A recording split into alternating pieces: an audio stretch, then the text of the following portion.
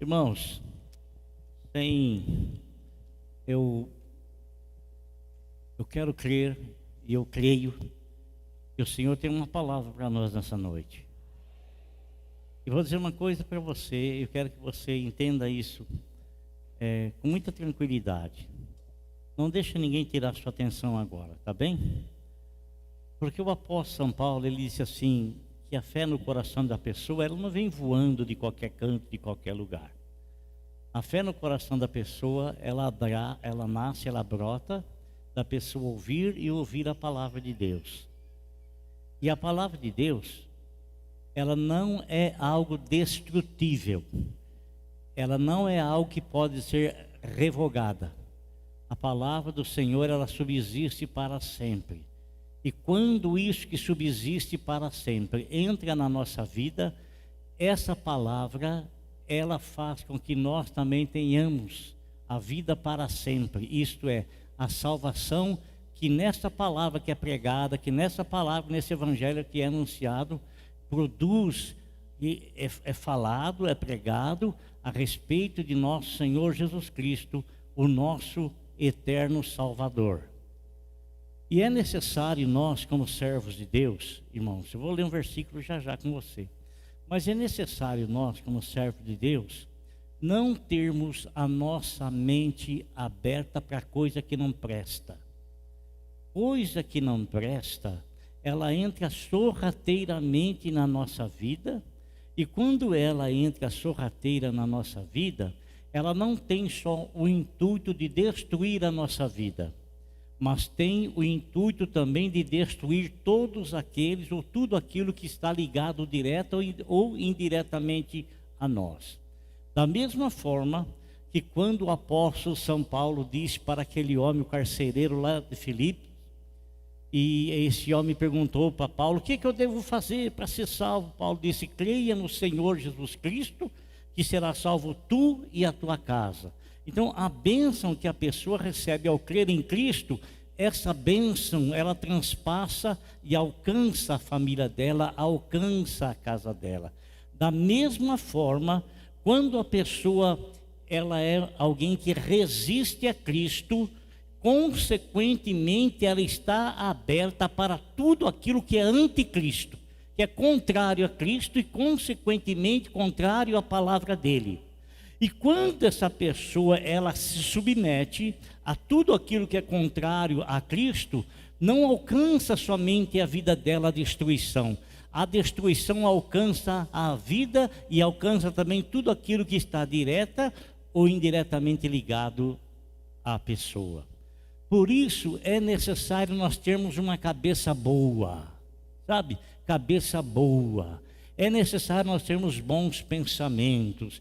É necessário nós termos pensamentos que edifiquem não somente a nossa vida, porque a partir do momento que nós nos comprometemos com alguém ou alguém se compromete conosco, isso já não é mais só, já é um conjunto, já é uma família, já é um lar. Já é um lar. Então nós temos que ter muito zelo, muito cuidado com as coisas que a gente deixa entrar aqui, porque aquilo que entra aqui ou abençoará a nós e aos demais, ou prejudicará tanto a nós como aos demais, até que o inimigo minta para você, engane você, que aquilo que você está fazendo é bom para você. O bom para você é não prejudicar ninguém.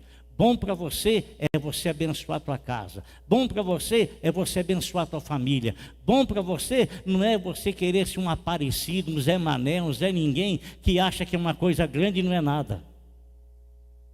Sabe? Então, sim, o cuidado, o zelo. Então, é necessário, para a gente ter bons pensamentos, o que é necessário eu ouvir? É necessário ouvir coisas boas. Para mim ter um bom pensamento, é necessário eu estar perto de pessoas que edifiquem a minha vida com as experiências dele, com as palavras dele. Por isso que a Bíblia fala assim, que nós não devemos nos assentar na roda dos escarnecedores e nem dos zombadores. Não devemos sentar na roda do escarnecedor nem do zombador.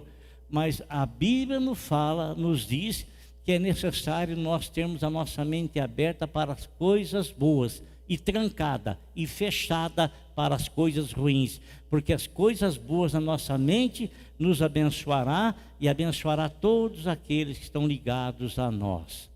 E sabe, irmãos, a gente tem ouvido tantas coisas boas, a palavra do Senhor, ela fala de tantas e tantas e tantas coisas maravilhosas, tantas coisas magníficas, esplendorosas, mas mesmo assim ela não nos isenta das dificuldades da vida. Mesmo assim, ela não fala para nós assim: olha, a tua vida vai ser magnífica, a tua vida vai ser maravilhosa, tudo vai correr maravilhosamente bem, magnificamente bem. Mentira, não vai, né? Não vai. Nós vamos ter os embates da vida, as dificuldades da vida, as lutas da vida, até porque uma pessoa só aprende a guerrear entrando na luta. Ele só se torna um guerreiro não se acovardando, não fugindo da batalha, mas enfrentando a batalha. Enfrentando a batalha. E quando o Senhor nos orienta dessa forma, Ele quer que eu e você, em meio às dificuldades da vida, não venhamos a pensar somente coisas ruins, coisas que não valem nada, não. Ele quer que venhamos a trazer à nossa memória bons pensamentos. Pensamentos que formados por aquilo que você ouve. O seu pensamento, ele é formado por aquilo que você ouve. Você ouve uma coisa, ouve outra coisa, então você forma o seu pensamento sobre aquilo que você ouviu. Ou você lê uma coisa, você lê outra coisa, você forma a sua opinião a respeito daquilo que você leu, né? Aquilo que você contemplou. E nosso Senhor Jesus Cristo, irmão, que é um amigo verdadeiro, sabe? Um amigo verdadeiro, que não é uma pessoa que ilude a outra para ter benefícios, até porque ele não precisa de mim nem de você, ele não precisa de benefício de ninguém, de nada. Ele vive per si. É nós que precisamos das bênçãos dele, é nós que dependemos da graça dele, é nós que dependemos da misericórdia dele. Nós. Ele não depende de nós, não. Ele não precisa de mim nem de você. Quem somos nós? Se nós fôssemos alguma coisa, nós saberíamos o que vai acontecer conosco daqui a 10 minutos. Nós não somos nada porque nós não sabemos de nada. E nem sabemos o que vai ser de nós daqui a 10 minutos. Não sabemos mesmo. Podemos ter planos, projetos, tudo, mas quem disse que nós vamos conseguir alcançar esses planos, esses projetos? Quem disse que nós vamos conseguir alcançar isso? Então, irmão, nosso Senhor Jesus Cristo, Ele chama uma reunião com os seus discípulos.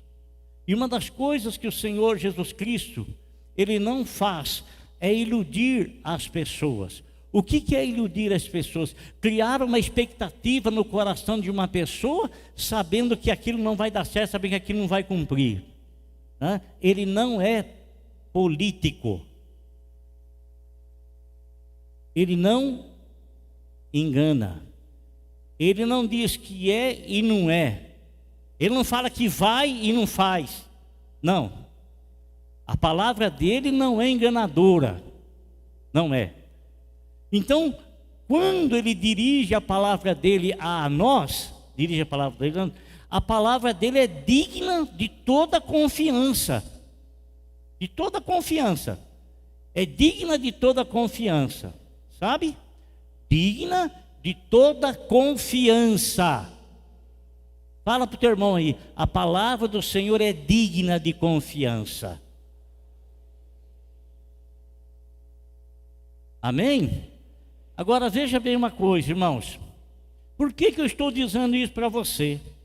Porque nós ouvimos a palavra de Deus, ouvimos as promessas de Deus, ouvimos tantas e tantas coisas que o Senhor fala para nós como igreja, e que muitas vezes, por causa das dificuldades, a gente esquece das palavras, esquece das promessas dele, e a gente passa a agir de tal forma como se aquelas palavras não fossem se cumprir na nossa vida, como se aquelas palavras não fossem cumprir para a igreja. Passa os céus e a terra, mas o Senhor disse: as minhas palavras não vão passar. Não vão passar. Não irão passar. Eu quero ler 2 versículos da palavra de Deus com você. 2 versículos. Esses 2 versículos estão aqui no livro de Lucas. Lucas, que era um médico, amigo do apóstolo São Paulo, e ele escreve no capítulo 24 a respeito de uma promessa que o Senhor Jesus Cristo faz aos seus. Agora, irmão,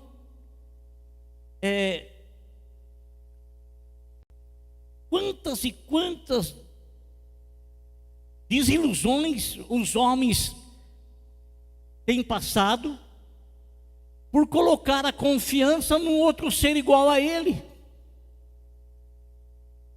Quantas e quantas o homem tem sofrido revés, decepções, porque tem colocado a sua confiança em um homem igual a ele, que não pode salvar nem a ele mesmo. Como é que vai salvar você? Não tem como. Senhor, a gente vai percebendo dentro da palavra de Deus que todos nós sempre seguimos um líder. Você já reparou isso? Todos nós, seja em casa, seja no trabalho, sempre tem uma pessoa na liderança, sempre temos, seja na polícia militar, no exército, sempre tem a liderança, a hierarquia, sempre tem. Por quê? Porque isso traz ordem. Você já viu aquele provérbio que diz assim: tem muito cacique para pouco índio?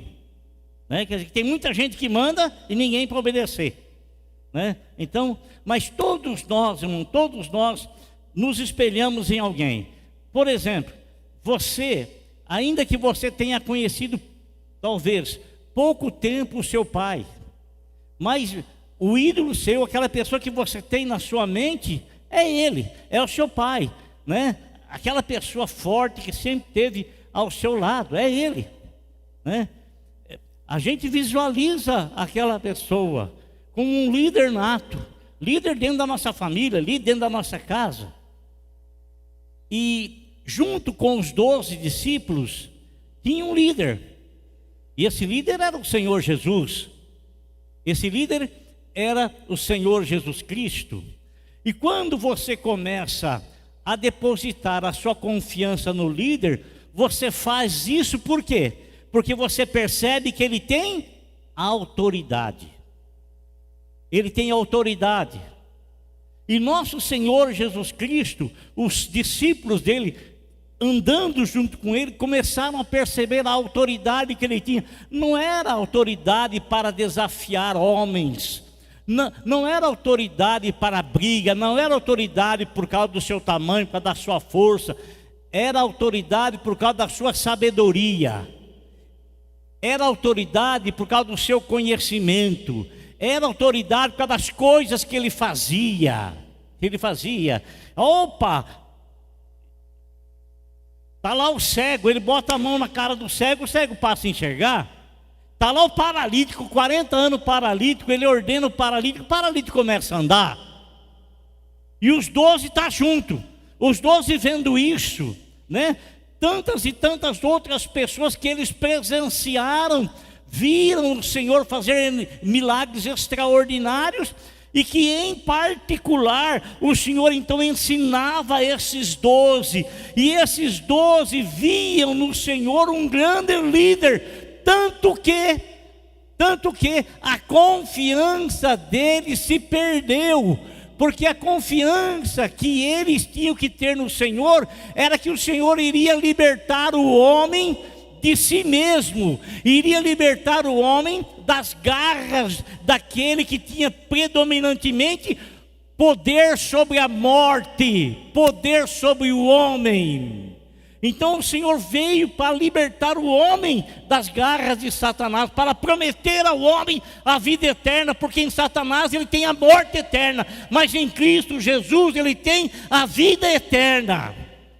Mas Jesus, ele era tão poderoso, tão grandioso, tão extraordinário, que os judeus, ao entenderem a Torá, os 5 primeiros livros da Bíblia Sagrada, da Bíblia judaica, e que nós temos o nosso também, os 5 primeiros livros, ali havia uma promessa que Deus haveria de levantar um homem igual a Moisés, que haveria de libertar o seu povo. Então eles começaram a pensar: Moisés libertou o povo lá de Israel, lá no Egito, então quando vir o Salvador, ele também vai libertar-nos do jugo do governo romano. Mas não era isso. Não era isso. Quem está liberto em Cristo Jesus, ele não está preso nada em lugar nenhum.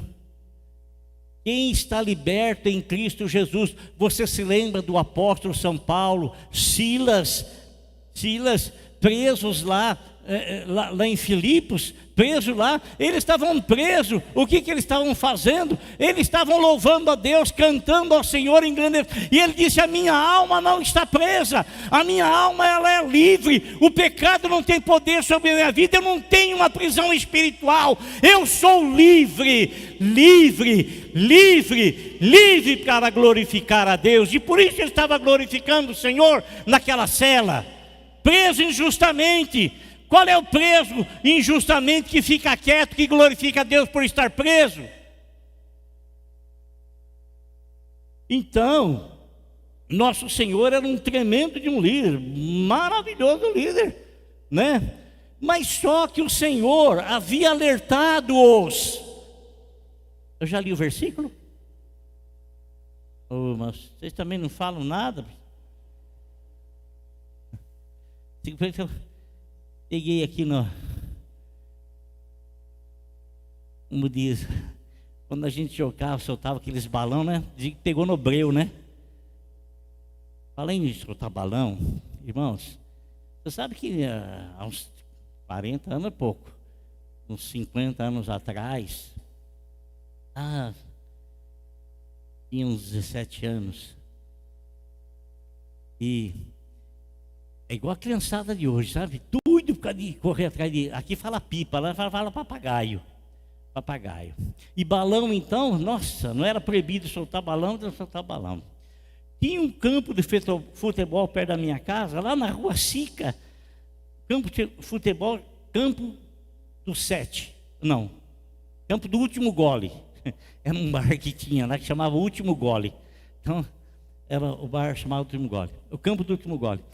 Irmão, começou a descer um balão ali, sabe? Balão. Imagina, a criançada ferveu. Mas imagina o que é ferver, porque nesse campo assim, era um conflito de vários bairros, né? Então, o de um bairro daqui tinha receio com o bairro de lá, de bairro lá tinha rixa com o bairro daqui, e aquela criançada, via aquele bando e foram lá para pegar o papagaio. De repente o rapaz pegou um tijolo. É o tijolo! E soltou o tijolo.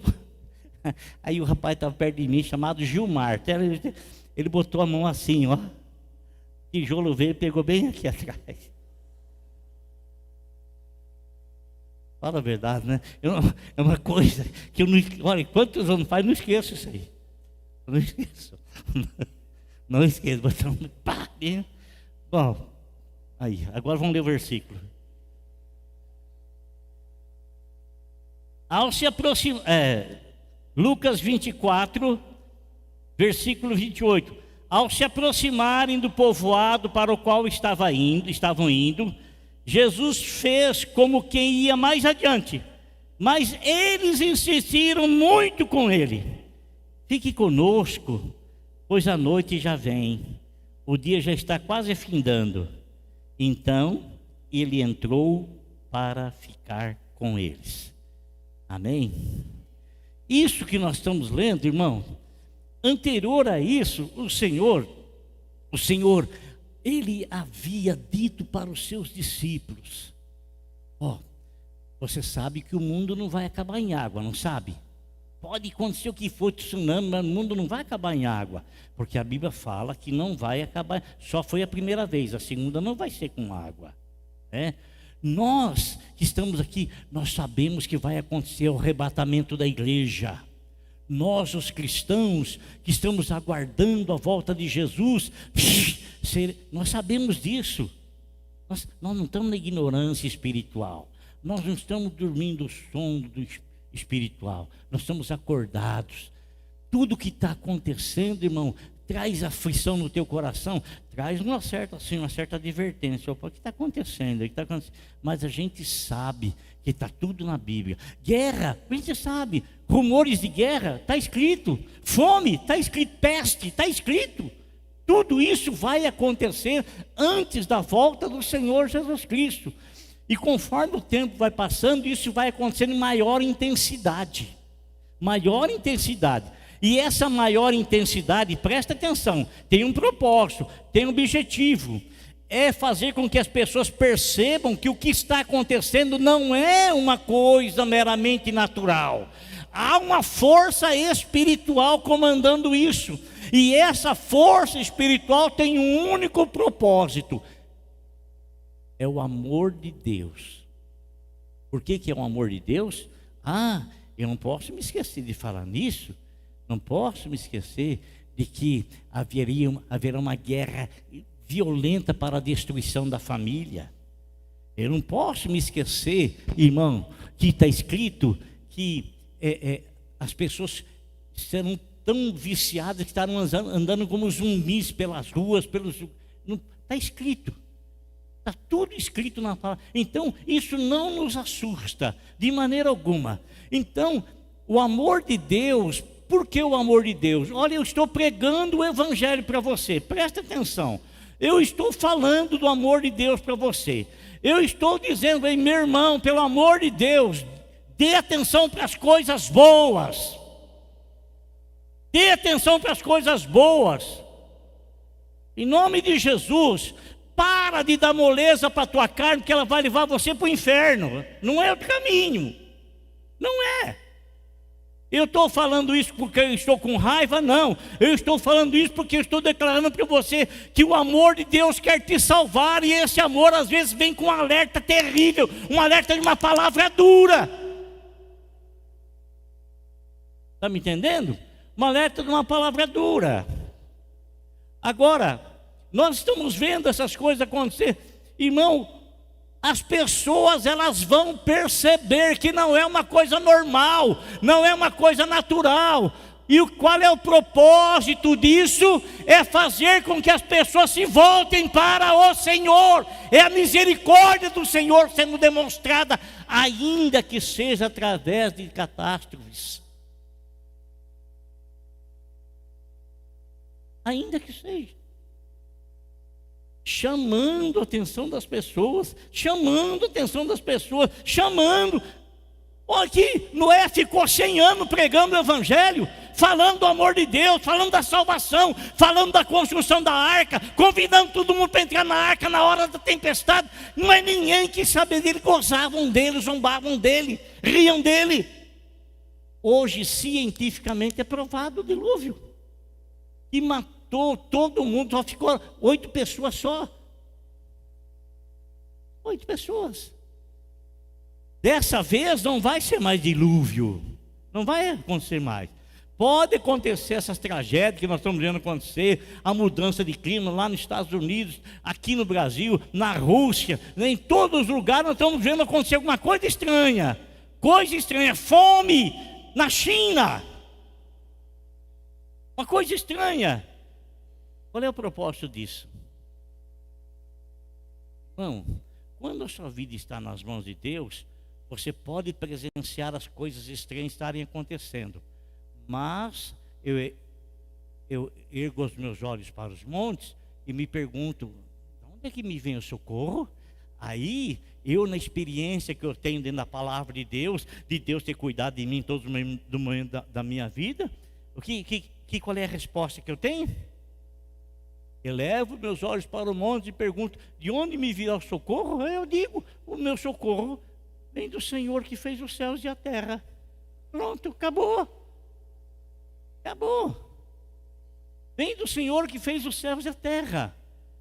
Então, não é momento da igreja ter o coração atribulado. Não é. Sabe por quê? Porque, querido irmão, quando o teu filho está passando por uma situação difícil, o que é que você faz com ele? Você desce a marreta na cabeça dele para acabar com ele? É isso que você faz? Você dá conselhos amaldiçoando, estragando mais a vida dele? O que é que você faz?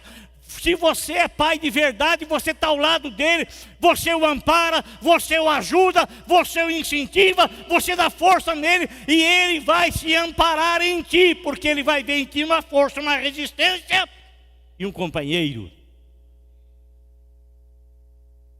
Um companheiro.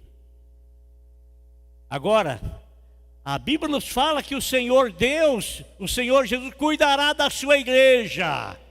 Vai cuidar de mim, vai cuidar de você como Ele tem cuidado. 1000 cairão à minha direita e 10.000 à minha esquerda, de que lado que for. Mas a Bíblia fala que eu não vou ser atingido. Mas ainda que eu for, eu vou passar pelo vale da sombra da morte, mas eu não me atearei ali no vale da sombra da morte. A Bíblia nos fala que eu vou para as colinas celestiais do meu Pai. Então, irmão, o Senhor Jesus Cristo, Ele avisava os discípulos dele. Escuta aqui, camarada, olha aqui. Está vendo essas coisas maravilhosas que eu fiz tudo aí? Magnífica, não é? Mas olha que eu vou dizer para vocês, e quero que vocês se lembrem bem e guardem o que eu vou falar. Vai chegar um momento em que os homens vão me pegar, mas não vão me pegar porque eles têm poder para pegar-me.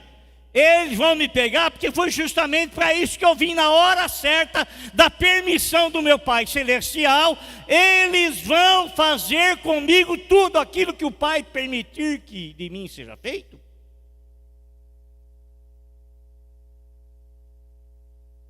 Jesus diante de Pilatos: você não sabe que eu tenho poder para te prender, para te soltar? Jesus disse para ele: nenhum poder você teria sobre mim se pelo meu Pai não lhe fosse dado.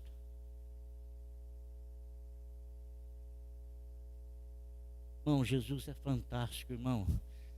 Jesus é tremendo, tremendo. Então, ele avisou os seus amigos, seus irmãos. Ele avisou. Aqui, tudo que vai acontecer, que está acontecendo, nós estamos avisados. Está escrito aqui, ó. Está escrito aqui. Se você quiser viver na ignorância, você viva. Mas está aqui a revelação das coisas que aconteceram, que estão acontecendo e que acontecerão. Passado, presente e futuro. Está aqui. Está aqui. Está aqui.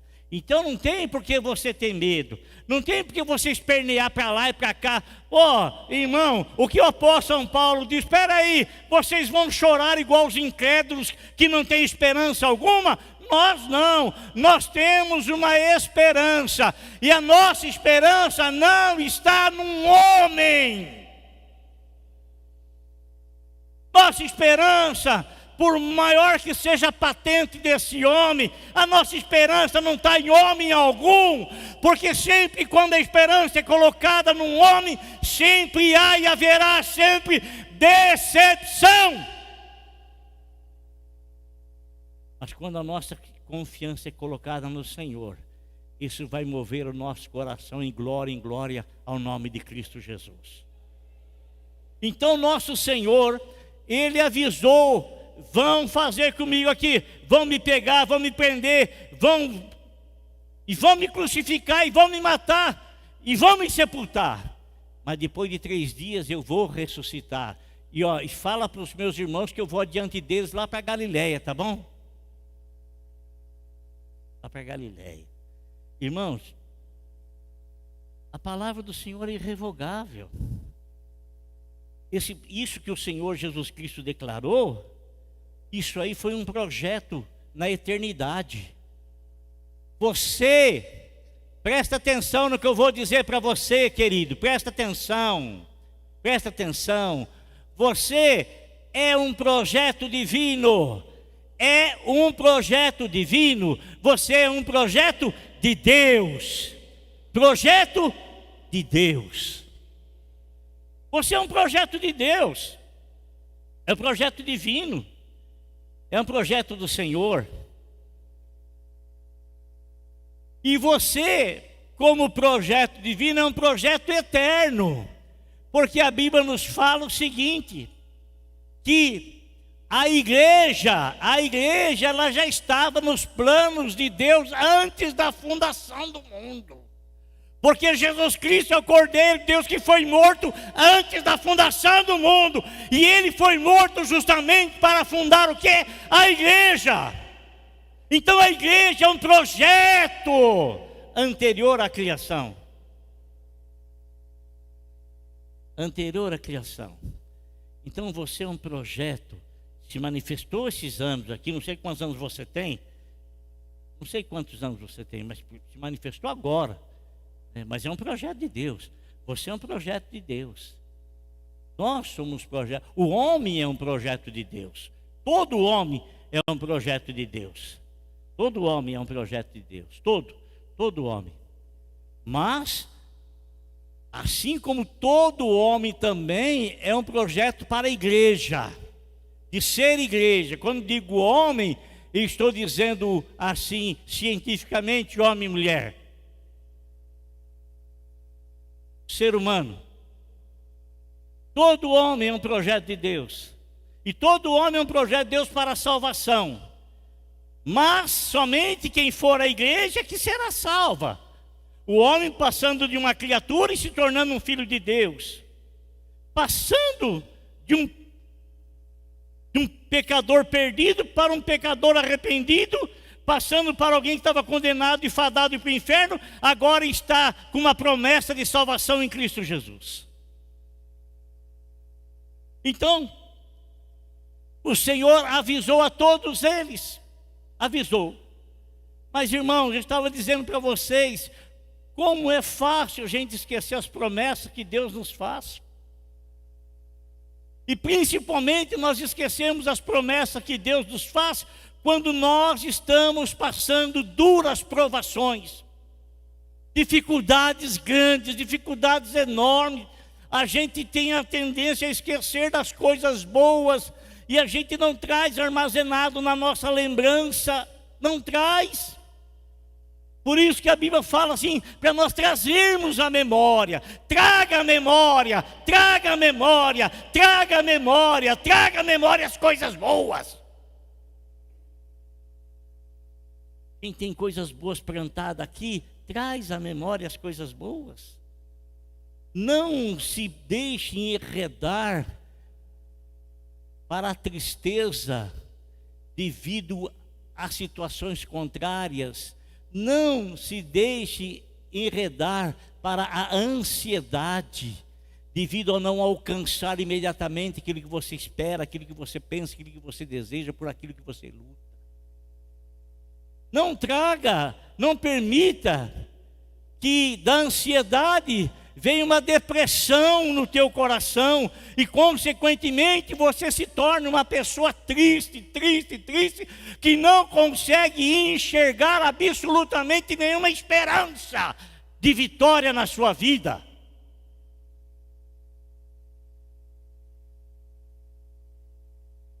Então,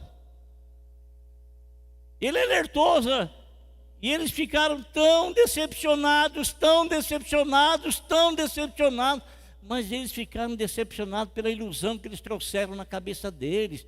O Senhor não os iludiu, não os enganou. Eles é que começaram a pensar coisas que não eram certas, que não eram corretas, que não era promessa de Deus. Eles começaram a imaginar, começaram a pensar, sabe? Começaram a pensar e imaginar.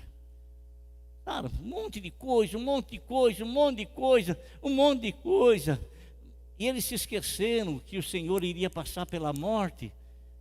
Mas era inconcebível para eles. Como é que pode um cara que ressuscitou o outro que estava 4 dias morto? O homem que mandou aí a água do mar se acalmar, o vento ficar quieto. O homem que tem esse poder, como é que alguém vai ter poder sobre a vida dele? Mas Jesus disse: ninguém tem poder para tirar a minha vida. O que ele disse? O que ele disse? Mangleice, o que ele disse?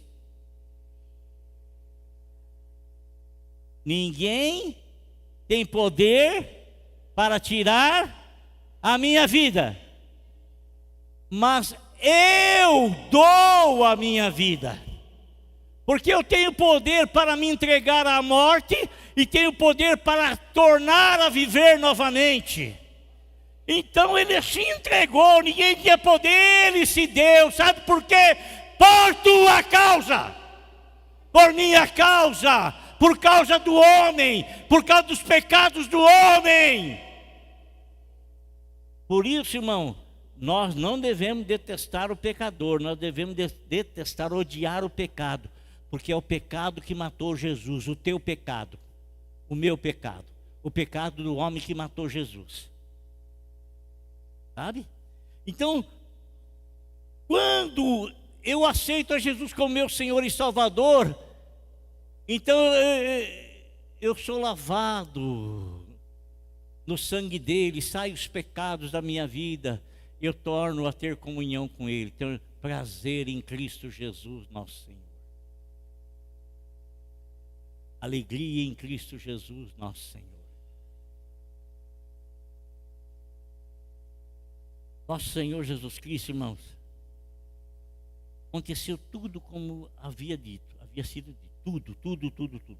Ele foi sepultado, morto e sepultado, mas havia a promessa, ele falou, ao terceiro dia eu vou sair do túmulo, ao terceiro dia eu vou sair do túmulo, ao terceiro dia eu vou sair do túmulo, terceiro dia. E os discípulos, depois que ele morreu, eles murcharam na fé, como se tivesse sido decepcionado por aquilo que aconteceu, porque eles pensaram coisa diferente. Jesus veio justamente para aquilo. Ele não veio para pegar uma espada e ir lá em Roma e matar o imperador, e ele ser o novo imperador mundial. Não foi para isso. Ele veio para o quê? Para entrar na minha vida. Ele veio para ser rei da minha vida. Ele veio para ser rei do teu coração. Ele veio para ser rei da nossa vida. Ele é o rei do meu coração. Ele é o rei do teu coração, se assim você o tem como Salvador. Ele é o nosso rei. Ele é o nosso Senhor. E rei é alguém soberano. Não é, Zezinho? Né, irmãzinha? Rei é alguém soberano. Alguém o quê? Soberano. Alguém que está acima de tudo e de todos. Soberano. Soberano. Ele é o soberano. E ele é soberano até mesmo sobre a morte. Até mesmo sobre a morte.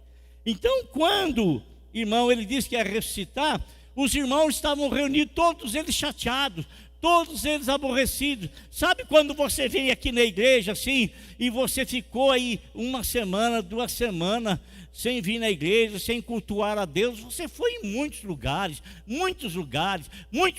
mas na igreja você não tem tempo para vir, não tem tempo para vir.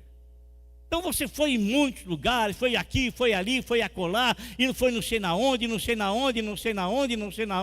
e a pessoa ainda acha que a vida dele é espiritual, está em outro nível.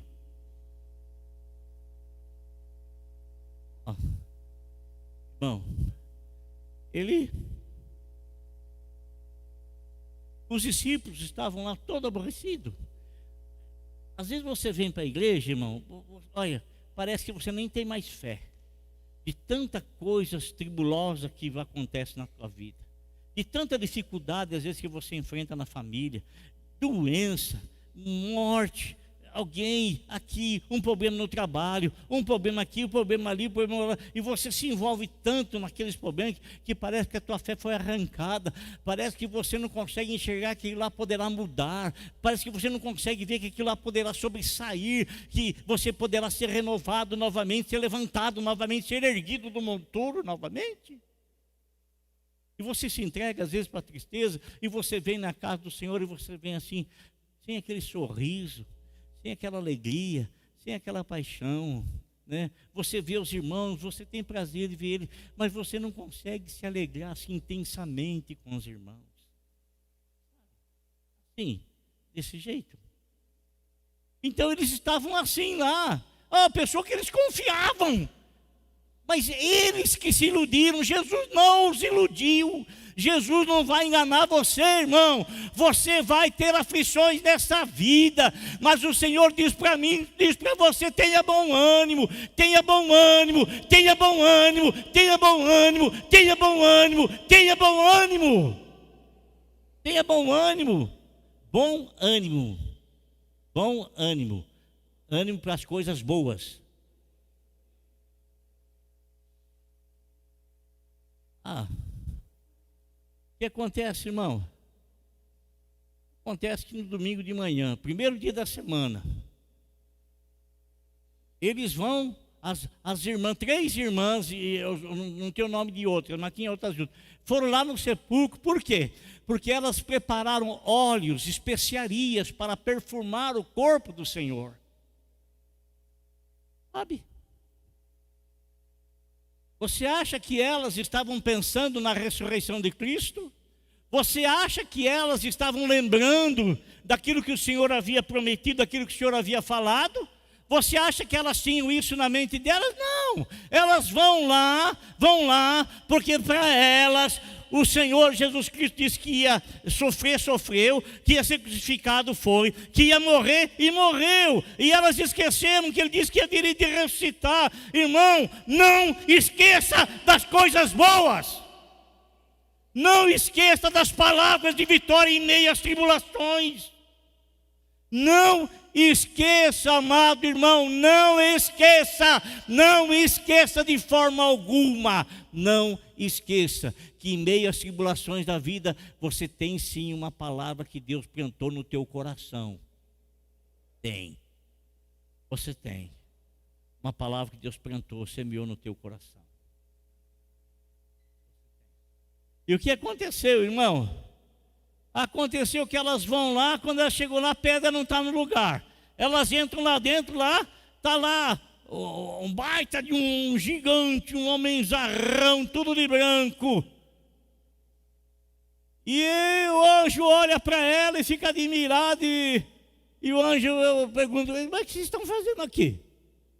Por que vocês estão buscando aquele que está vivo no meio dos mortos? Por quê? Por quê? Porque, olha aqui, amado, que eu vou dizer para você: o teu Deus, Ele está vivo. O teu Deus, Ele está vivo, e Ele ainda é poderoso para mudar situações de derrotas, de aparentes derrotas, em grandes vitórias. Grandes vitórias. Grande vitória. Grande vitória. Grande vitória. Grande vitória. Grande vitória. Grande vitória. Irmão, sabe o que aconteceu? Olha que coisa engraçada. Os anjos tiveram que dizer para elas, olha o que os anjos disseram para elas. Falaram assim para elas, assim, por que vocês estão procurando entre os mortos aquele que vive? Ele não está aqui, ressuscitou. Olha o que ele diz: lembrem-se daquilo que ele lhes disse. Irmão, lembre-se daquilo que ele lhe disse. Vocês estão procurando uma coisa que já não é mais. Lembrem-se da promessa que ele te fez.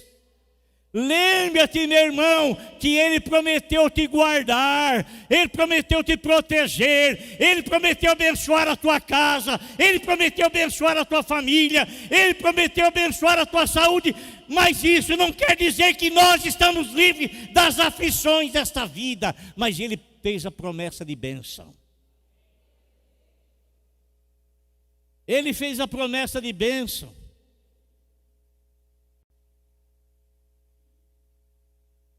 E o que nós vemos aqui?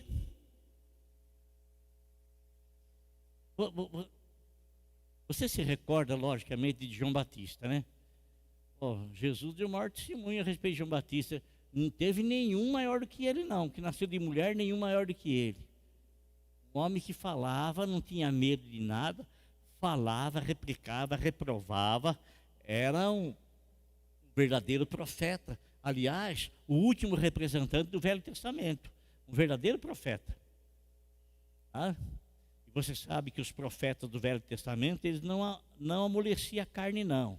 Ele, como diz, não amaciava a carne. Sabe quando você vai no mercado lá, às vezes tem uma carninha dura, um patinho duro, né? Aí você passa umas 10 vezes na máquina para mim aí, para amolecer esse trem. Né? Passa lá e passa aqui, passa lá, passa aqui. Chega em casa e joga Coca-Cola para amolecer mais ainda. Sabe como é que é? Né? João Batista não amolecia a carne não, irmão. João Batista falava na lata. Sabe? E não tinha medo de falar. Sabe por quê, irmã Rosa? Porque ele era um profeta de Deus. Ele era um profeta de Deus. Ele era um profeta de Deus. Ele não amolecia. E agora, irmão, veja bem. Ele, primo de Jesus, lá batizou Jesus, amigo de Jesus. Esse aí é o Cordeiro de Deus que tira o pecado do mundo. Foi isso que ele falou de Jesus. Aí ele foi preso, lá na cadeia. Tira a cabeça dele. Aí ele mandou 2 falar vai lá, pergunta para Jesus se ele é aquele que divide vir ou devemos esperar outro. Então, às vezes, as aflições da vida nos fazem esquecer das promessas de Deus. Às vezes, as dificuldades da vida, sabe, irmão, nos fazem a gente amolecer na fé. Às vezes, as dificuldades da vida tiram a firmeza nossa diante do Senhor. Às vezes, as tribulações, os ventos fortes, sabe, as tempestades, tira de nós, irmão, tira de dentro de nós, às vezes, aquela convicção, aquela certeza, mas não rouba de nós, não arranca fora, porque mesmo esses irmãos aqui, com o pensamento errado, eles foram lá ver se o Senhor estava lá. Eles foram lá porque eles estavam ligados ao Senhor. Mesmo sofrendo, eles estavam ligados ao Senhor. Mesmo uma autodecepção, mas eles estavam ligados ao Senhor. Mesmo passando aquele momento terrível que eles não conseguiam entender, não conseguiam compreender. Como é que pode? A gente confiou tanto nesse homem. A gente depositou nossa confiança nele. Como é que pode acontecer isso com ele agora? E a nossa cara, como é que fica agora? E agora que vai ceder? Aí elas vão lá. Mesmo assim, irmão, você pode passar a situação que for, ainda que você passe pelo vale da sombra da morte, você vai permanecer ligado no Senhor. Permanentemente ligado no Senhor. Amém? Então o Senhor, os anjos, lembra disso aí, vai lá e fala para os irmãos lá, que assim, estou lembrando vocês, lembrando, o anjo não esqueceu, anjo não esquece, não é verdade? Anjo não esquece, o anjo sabe dos projetos, o anjo sabe dos planos, querido. O anjo sabe dos planos que Deus tem para a tua vida. Ele sabe dos projetos que Deus tem para a tua vida. Ele sabia do projeto, dos planos que Deus tinha na ressurreição de Cristo. E eles anunciaram isso para os irmãos lá. Vai lá falar para os seus irmãos. Fala lá que ele está vivo. Vai lá avisar eles lá. Correm lá. E elas foram avisar. Vou adiantar um pouquinho aqui, tá bom?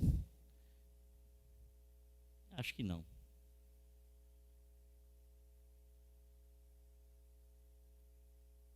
Olha só, irmão, coisa maravilhosa. Como Jesus restaura a vida das pessoas. Sabe, Fabiano? Como Jesus restaura a nossa vida. Às vezes, irmão, vou falar de mim, não foi uma nem 2 vezes, não foi uma, nem, foram muitas vezes que me senti um cisco, igual está escrito lá no livro de Jó, um cisco. Sabe o que é um cisco? Um ventinho qualquer joga para lá, outro ventinho, não sabia mais o que, não tinha mais firmeza de saber onde ficar. A mente, uma tribulação terrível, aquela fraqueza, e querendo Deus, e querendo que Deus me iluminasse, querendo que Deus me desse uma força, e aquele jeito, aquela maneira. Irmão, não sei se você já se sentiu assim, mas está aqui uma pessoa que é igualzinho você. Igualzinho. Mas não diferencia em nada. Igualzinho você. Sabe? Mas eu posso dizer uma coisa para você. O Senhor sempre cuidou da minha vida. O Senhor sempre guardou a minha vida. O Senhor sempre cuidou da minha casa. O Senhor sempre cuidou da minha família. Sabe? E esse cuidado que eu vejo Deus ter com a minha casa, é esse cuidado que eu quero que Deus tenha com você, é esse cuidado que eu quero que você creia que Deus tem para contigo. Sabe, esse zelo, essa proteção, essa bênção na tua vida. Então, irmão, o anjo vai lá, eles foram falar lá, sabe? Aí o Senhor, um grande restaurador, irmão, um grande restaurador. Todos eles estavam machucados, sabe? Todos eles estavam arrebentados, sabe? Todos eles estavam. Não que o Senhor os arrebentou, mas foi a consequência, o curso da vida, sabe, irmão? O curso da vida, o dia a dia, tá? Curso da vida, dia a dia. Então, eles estavam assim, numa situação bem aborrecida.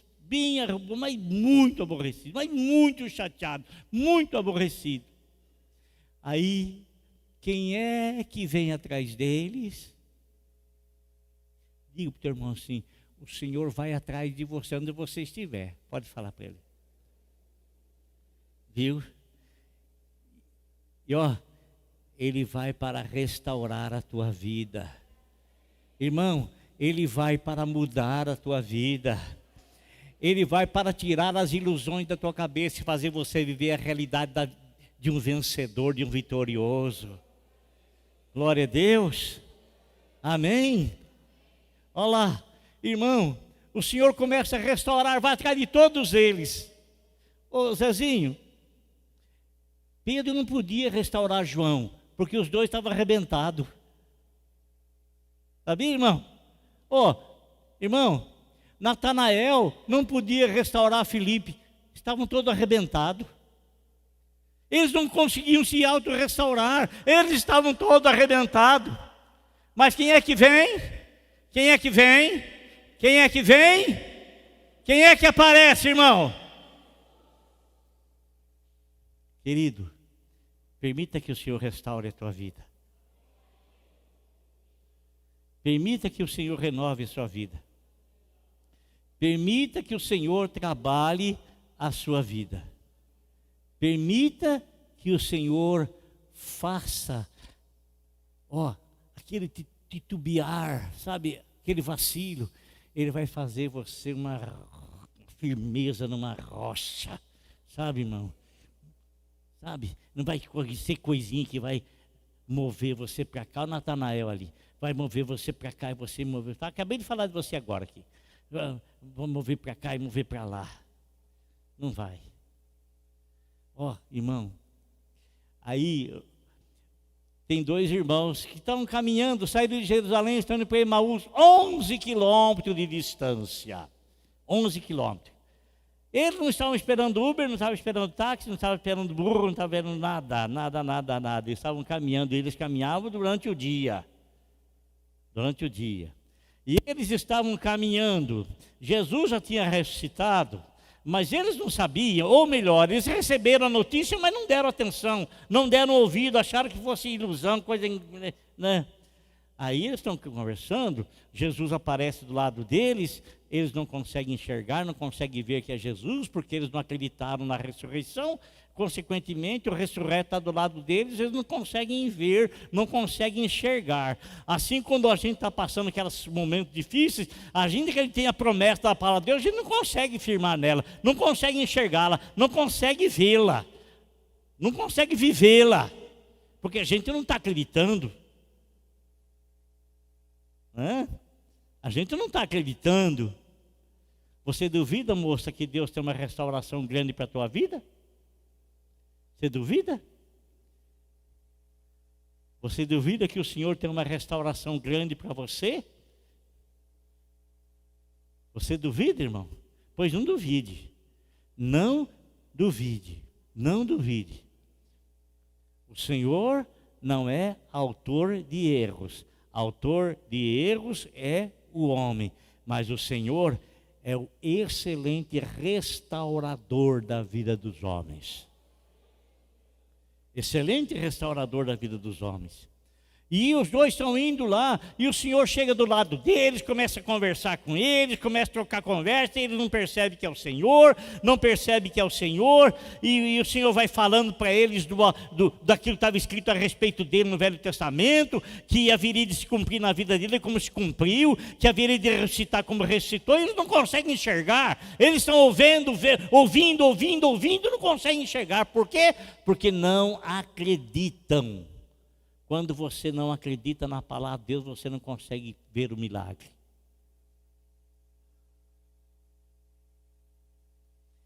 Não é igual Tomé. Eu quero ver para crer. Você tem que crer para poder ver. Amém? Então, o que aconteceu? O que sucedeu, irmão? Sucedeu e que o Senhor começa a conversar com eles, aí chega aqui, ó. No versículo 21, ao se aproximarem do povoado, e olha, eles andaram bem, eram 11 quilômetros de distância, para a qual estavam, e Jesus fez com que ia mais adiante. Olha que coisa interessante, mas eles insistiram muito com ele. Oh, olha que coisa bonita. Eles insistiram muito com Jesus. Jesus fez com que ia reto. Não, fica conosco, fica conosco, fica conosco. Eles insistiram e acabaram convencendo Jesus a ficar com eles. Pegou a visão? Pegou aí? Pegou, irmão? Eles insistiram tanto, que fez com que o Senhor acatasse o pedido deles. Fica comigo, Jesus, fica comigo. Bete, você lembra disso? Quantos anos, hein? Meu Deus. Você sabe que essa mulher morreu faz muito tempo, né? A gente ia muito em congresso lá no Minas Centro. Nos anos 80, acho, não, entre 80 né? A gente ia muito lá nos congressos lá, e tinha uma irmã, não sei se era da Bahia, de onde que ela é, ela vinha e cantava essa música, Fica Conosco, Jesus. Mas que música linda, né? E agora olha, faz anos é isso aí, né? Mais de 30 anos, eu lembrei da música agora, né? Então, eles rogaram para o Senhor, fica conosco, fica conosco. E a Bíblia nos diz assim, que ele entrou para ficar com eles. Jesus ressuscitou. Amado irmão, convence-o a ficar junto de ti. Convence-o, peça-o para ficar na tua casa. Peça para ele mudar os pensamentos que você sabe que não coadunam com a palavra de Deus. Peça para ele mudar as suas atitudes, os seus atos que não estão de concordância com a palavra de Deus. Peça para ele ficar com você, e se você pedir com sinceridade, você pode ter certeza que ele vai ficar e vai mudar por completo a sua vida. Mudar por completo.